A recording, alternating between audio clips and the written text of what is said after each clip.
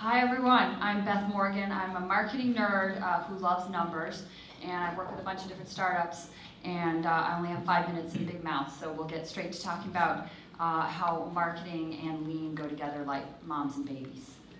So here's how a lot of startups do their marketing. They create an awesome product, they launch it, they realize they need people to find their awesome product, they do some stuff, they run some reports, they stick them in folders, and eventually they realize they don't really understand what's really working and what isn't. But that's not gonna be how we do it, because we're all here learning about how we're gonna use lean for every aspect of our business. So we're gonna use the concepts of build, measure, and learn, and we're gonna apply them to our marketing so we're using our money and our time efficiently. So the MVI, the MVP is the minimum viable product. We all know that. MVI is the minimum viable investment, and that is applying the smallest set of resources, time, staff, and money that we can to new marketing projects, but still being confident that they're going to yield results. So we're not going to invest $10,000 in 5,000 keywords. We're going to get a few keywords and a few ads and see if we get any traction off of that. We're not going to get a booth at a conference for $20,000. We are going to get an individual pass or a floor pass, and we're going to go talk to people face to face, and we're going to do guerrilla marketing and see if it's something that even makes sense for us. And then we're going to wait for the new slide. There we go. We are going to save our sanity and the sanity of the engineering staff by using IT-free products like Optimizely and Unbounce to create and test our landing pages, and email products to test our marketing messages.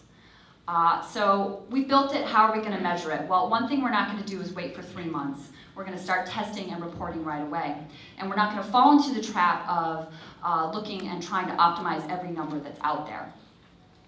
We're going to understand what is really important to our business. We're not going to look at numbers like impressions or visits or clicks. We're going to go deep into the funnel and look at things that really matter. The KPI, the key performance indicator, the thing that pays our bills.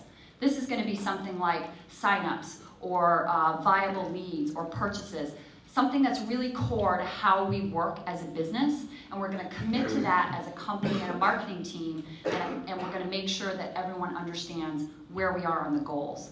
Our goal is going to be specific and time-bound, so we're not going to say we want to get more signups. We're going to say we want to get 100,000 signups in a year so that we have a concrete yardstick that we can measure our success by. We're going to understand how much we want to pay for our success.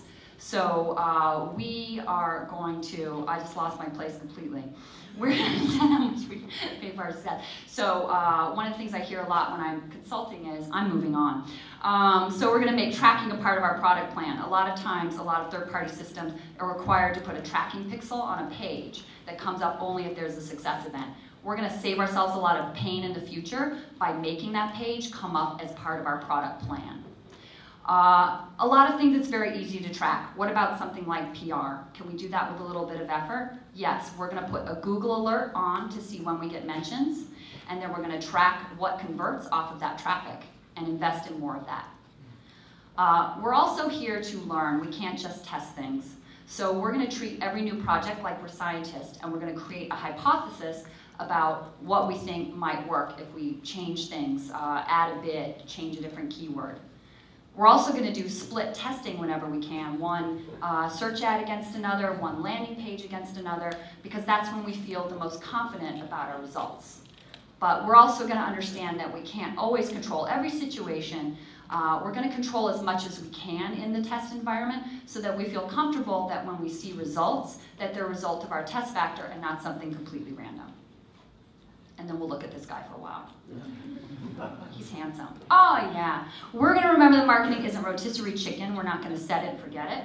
So we're going to check our results regularly, and we're going to keep a log of our hypotheses and our results so we remember what we tested and we don't keep doing the same thing over and over again. Since we started our KPIs early, since we started tracking early, we have a good baseline to measure our new efforts by. So we're going to invest and keep doing more of what's working and eliminate what's not. Hi, Clint. There we go, I'm done. So that's how we're going to use our marketing to, how to use lean principles to really nail our marketing. So I covered a lot of stuff here, so feel free to hit me up on any of these channels if you have more questions. All right.